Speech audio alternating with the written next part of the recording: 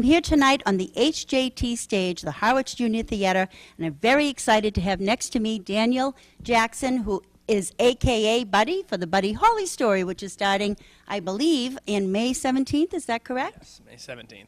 And going through June 17th? That's correct. Oh, terrific. And have you done this role before? Yes, this is actually my 5th production that I've been blessed to be a part of.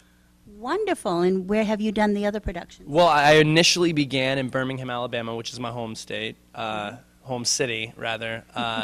And from there, I went and did it in Annapolis, Maryland, and then in Reno, Nevada, at the El Dorado Casino. And Oh, that must have been exciting, huh? yeah, it was fun. It was a lot of fun. It was a lot of work. A lot of work. Everyone there was way more rehearsed, is probably the right word. I just wasn't prepared to be around so many incredibly talented people, you know. So you are having different experiences each place that you go. Absolutely, yeah. Each cast, each director, each, city kind of presents its own,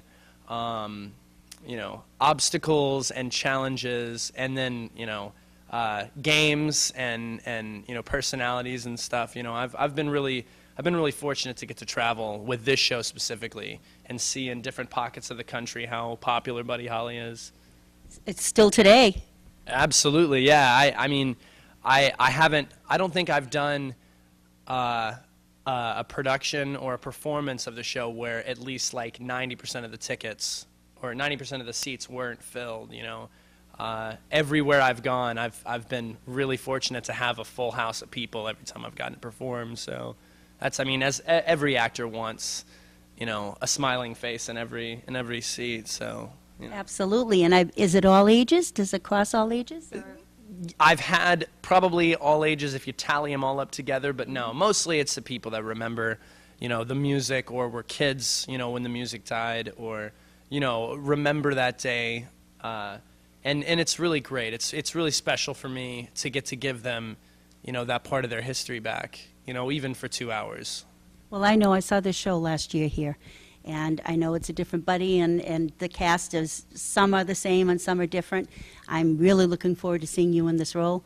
And last year, I know this theater was filled the night that my husband and I came, and it was magical. It was mostly people in my age group, few younger, some older, but within, a 10-year range, I'd say, of age, and everybody was just taken back to the day. Absolutely. It was set in 1958, is that right? Yeah, 1957 is where it opens up. The first TV appearance Buddy made, I think, was in 1957, the Arthur Murray Dance Party. And oh, wow, that's going back. Yeah, it's either 57 or 58, but it's right in that. It's like December 29th, if I'm not mistaken. But this last production I did in Winter Haven was especially emotional. Winter Haven, Florida. It was especially emotional for me personally because I came into it thinking that I had kind of already figured out everything. At this point I felt, I had 3 productions under my belt. I felt like I really, really understood the character, but the director really, really pushed me to look at things in from a completely different aspect. Interesting. Yeah, it was, and by the end of it, I was so thankful that he had frustrated me so much. You know what I mean? Like, yes, it brought more out in you. Exactly. He was such a great guy to work with, but at the same time, it was so frustrating because it's hard to unlearn what you think you've already learned. And the great thing about this show is it's really taught me a whole lot about myself and about my work ethic and about the things that I can bring to the table, not just as a performer but as a person.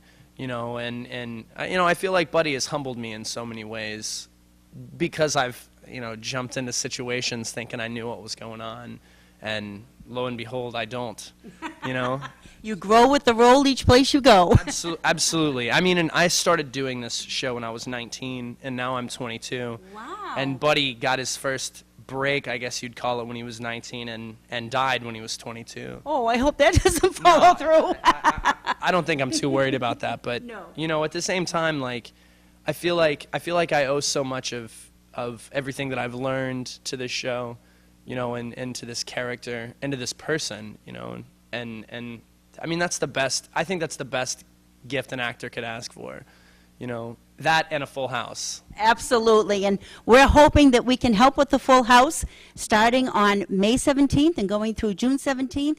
I believe it's showing on Friday, Saturday, and Sundays, and you can call the HJT at 508-432-2002 at the box office, or you can come up to the ticket office before each performance and get your tickets, guys, because I know it's going to sell out. I know it did last year, and oh my goodness, you look so much like him. You are amazing, Daniel.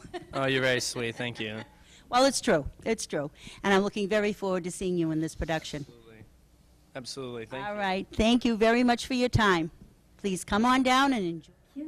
He really brings an interesting perspective to the part. Yes, he certainly does, and it was so interesting talking to him about the different experiences he has had all over the country doing this part. This is the 5th time that he's reprising the role, and he said each time under a director, it's different. It's different, yeah. And of course, the director of this show at the Harwich Junior Theater is Mary Arnold.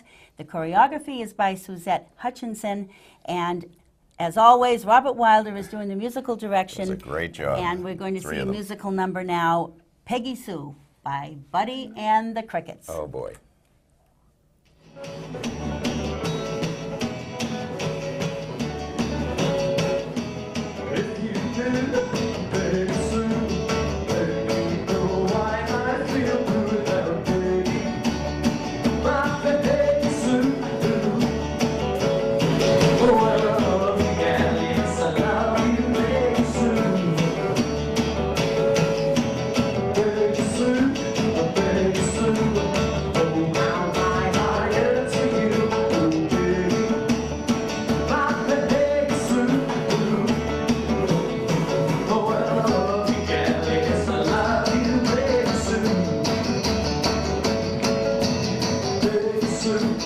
Baby, sir.